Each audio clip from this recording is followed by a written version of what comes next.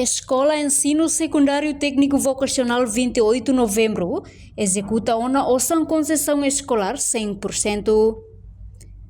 Diretora Escola STV 28 de novembro Becorá, Tomás Pinto afirma ser na escola Simo Osan Hamutu Kriun Sanul Racing Ida atus 5 Ronul Racing Walu.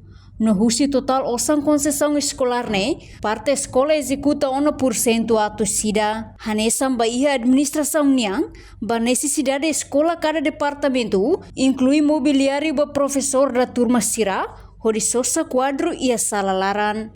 Concessão escolar foi em San Isidro a $11.528. Ele executa 100%. Kami executa bahia plano de kami traça makanesa iha liga bahia administração ninian bahia aminia departamento ideia de maka universidade TBS e demos ba mobiliários ba professores da turma sira atune bele sira turno de halo plano.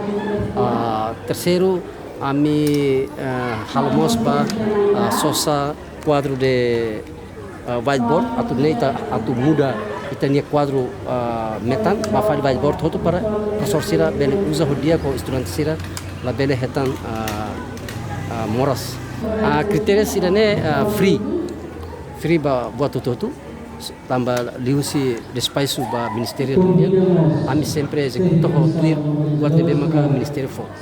Reportagem Fifanya de Carvalho, Televisão Timor Post. Janela informação ba emogoto. Atua tem informação atual dia Clio.